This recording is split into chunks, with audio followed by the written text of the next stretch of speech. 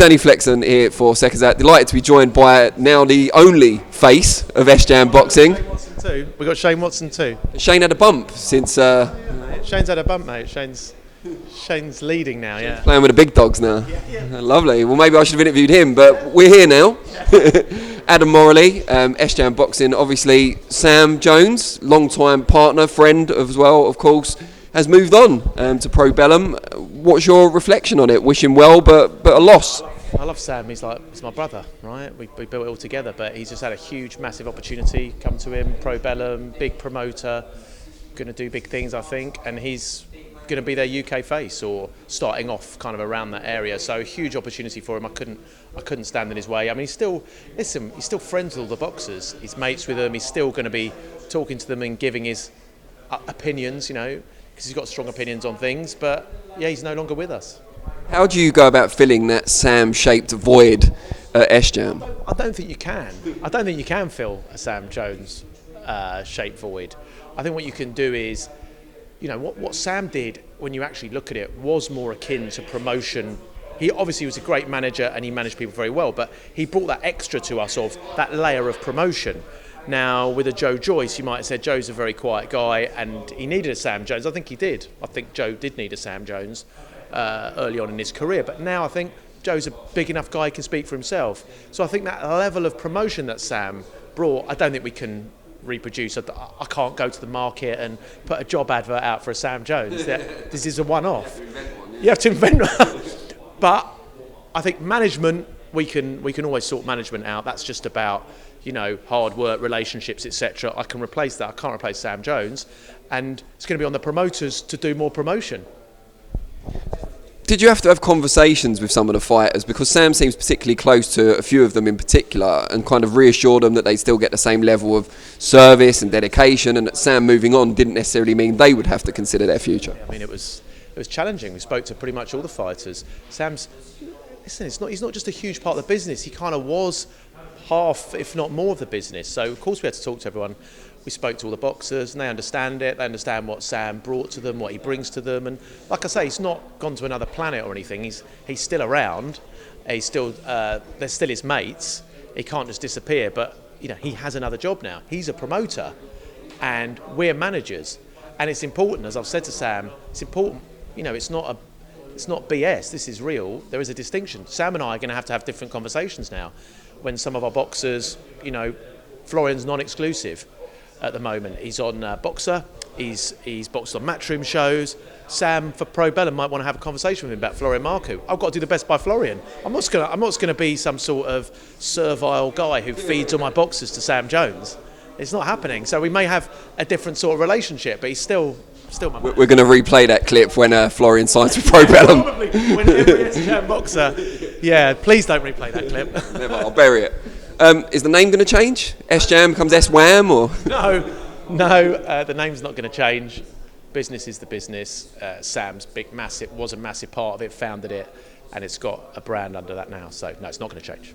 How will the business change going forward? Obviously, we've talked about Sam not being there anymore and the role he played, but what are the things that you want to do and that Shane wants to do going forward over the next year or two? I think commercial we really want to strengthen. I think we're good on boxing. I think we have, I mean, part of the thing of being a manager and having a good management company is you need to have relationships with all the promoters. I think if you're a manager that just feeds all your boxers to one promoter, it's challenging going to the market and saying, I can do you a great job. I mean, I think I'm right in saying all the promoters kind of dislike me equally or like me equally, whichever way you want to put it. I've got no favourites. I'm not particularly with anyone. We've got Joe with Frank and George. We've got a lot with Eddie Hearn and Frank Smith. We've got Florian with Boxer. We've got a couple new signings actually to announce coming up in the next few weeks. We'll be talking to people about. Feel free to do it early. No, I don't want to do it early. So yeah, you've just got to have relationships with different promoters. So I think we're very good on the boxing side. I think we can be better on the commercial side. I think I look at the guys at 258 who I've got a lot of admiration for, and I think what they do on the commercial side is fantastic. And I'd like us to, you know, get those kind of relationships. Now you mentioned this man, Florian Marku, the Albanian King, who's just video bombed us. Although I shouldn't talk about bombing in any sort of region, but just tell us while he's here, because then you'll have to stick to it. What's the future for Florian after this fight on with Boxer and on Sky? Florian's non-exclusive, and And that's rare for a boxer of his kind of level to be non-exclusive at this stage, right? It happened because, I've known Ben and Baz for a long time, and they gave Florian a deal like year and a half ago. They're really good guys. Now they've been uplifted with their promotion to Sky. They're fantastic. We're going to sit down with everyone and talk to everyone and get the best deal for Florian. It's that simple. So Florian, if this is a one-off fight on Boxer as it may be, are you looking to make a big statement because this is a different audience? Yes, 100%. I showed my last fight that people doesn't know anymore now what to expect from me, boxing or knockouts. I have shown that I can do it both, and now they will see. Great stuff. And Adam, what about Joe Joyce, the other kind of marquee fighter in the stable at the moment? Is he kind of playing a bit of a waiting game now for the heavyweight supremo ever? We got. It was announced within the last couple of days that Joe's now the official #1 with the WBO. We needed that to happen to move on our discussions with the WBO.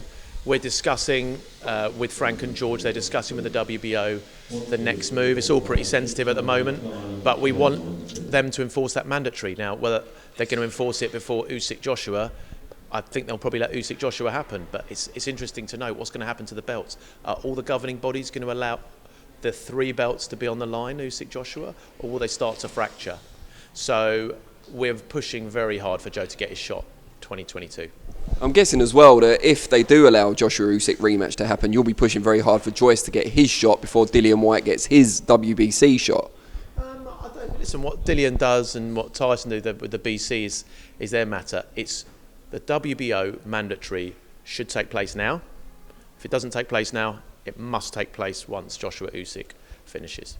I guess the concern though is if Dillian goes first, then they'll try and push for an undisputed fight, and then Joe goes further back in the queue. Well, I think the governing bodies have got to kind of sort it out between themselves. They've got to have a uniform policy of what they're going to do. Otherwise, if it's everyone will always be asking for undisputed all the time, then it ties all the belts up. So I don't think we're going to see all the belts together.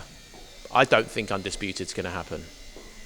Florian, we were talking to Adam about this just earlier. How do you feel about Sam Jones leaving? Obviously, wish him well with Probellum, but you were very close, or are very close.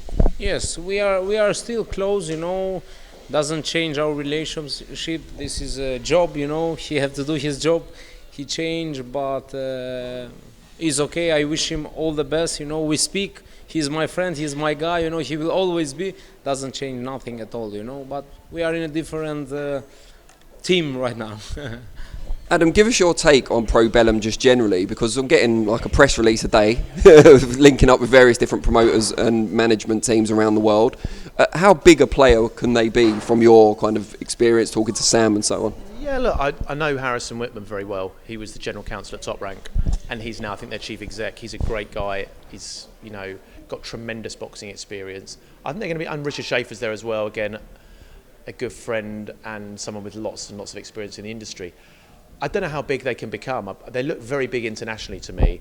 Most people ask me, you're involved in Probellum, aren't you? You must know about it. But I actually don't know about it. I just know they've got some very, very good people. They've got Richard. They've got other people from Top Rank. They've got Harrison, of course. And now they've got Sam as their face in the UK. So I think they're building a very, formidable promotional team. But it's not easy. The game of promotion is not easy. You look around and you look at who's got the longevity. Frank Warren's been here for a long time. Barry Hearn and now Eddie Hearn have been here for a long time. You don't replace those relationships overnight. You can't just smash into somewhere and do it. But I can see Probellum are going international. They've got formidable kind of C-level people involved with them. That's what I'd say. No one's yet made me an offer for any of our fights apart from Darius Fulgham, who we signed. I've signed Darius with them. That's it. But I've not had any conversations about any of our stable with Probellum. What about you, Florian? What are you hearing about Probellum? Is that just another attractive option for you? I don't know. My team knows about that. Adam, I fight wherever is better for me, and for my future, that's for sure. And whoever bring me faster to a world title shot. That is my dream when I was young, and that's we will chase. This question for both of you, I guess. How far do you feel you are now away from that world title shot? 2 fights, 3 fights? I think next year, if the things goes as I hope it will go, I think next year I should fight for a world title. Agree, Adam? Bit awkward if you don't. Yeah. I think 2022 is realistic. I think it's realistic. I think Florian has got to Florian's got a different sort of potential to a lot of other fighters in the UK at the moment. He's got the UK audience, but he's also got the European audience. We can take him back to Albania, take him back to his people. He can defend one of his belts there and then, build up to a world title shot. That would be amazing. So we'll look forward to that, and obviously to the show in November as well. Thanks, guys. Really appreciate your time.